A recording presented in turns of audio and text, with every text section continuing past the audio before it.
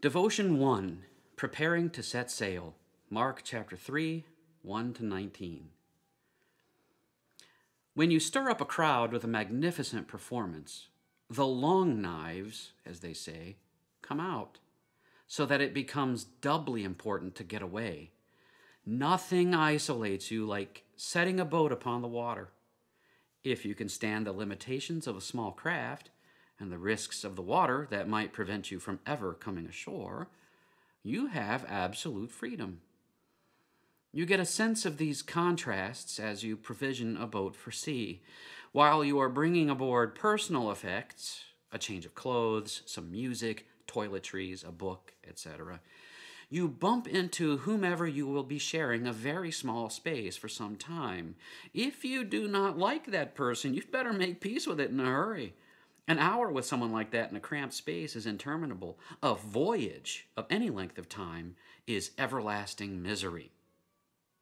Now it's time to provision the boat, as it were, with food for galley, safety equipment, fishing gear, a weapon or two just in case, and spare steering gear and a spare sail or two, along with tools to repair them because they will need repairing. Casting your eye on all that stuff as it is stowed, you remark that the boat is already on the water, but it is moored to solid ground. If you're ashore at that moment, the earth seems immense, solid.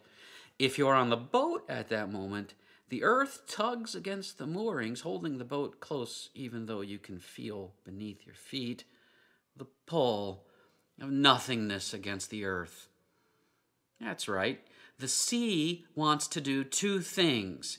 It wants to suck everything into it and thrash it about like the great sea monster grasping with innumerable tentacles to wrestle you into the deep and have its way with you.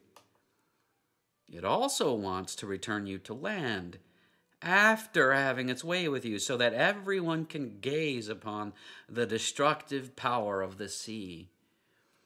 Even the calmest sea has this mysterious power to take away and to give back. Why would you ever think of the sea as a safe place? Well, have you ever been pursued by the crowds? Some are intent to praise you and have you as a hero. Others are intent to do worse to you than the sea. In either case, you have to get away. Otherwise, you cannot maintain, as they say, maintain a sense of self, what you are, who you are. I keep saying you, as if you were Jesus, and you're not. Jesus is Jesus, and he's the one who stirred up the crowds so that he might be crushed by either the well-intentioned or the evil, unless he escapes to the sea.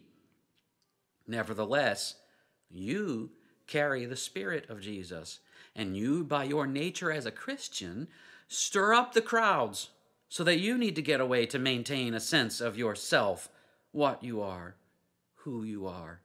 You cannot stay on shore where it's safe for everybody else. You have to go to the sea, who wants to consume your everlasting soul.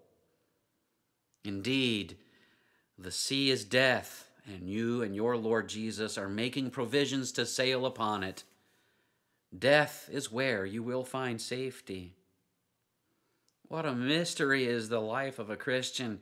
Here this evening we begin to bring aboard provisions, really to continue to bring provisions onto the boat. Here this evening we do that. This evening is the beginning of the planned escape to rest and recuperate, to find yourself in the Spirit of Jesus, to think and meditate on the one who healed a man with a withered hand on a Sabbath and then hand-picked a fellow sailor, the man who would betray him to his death.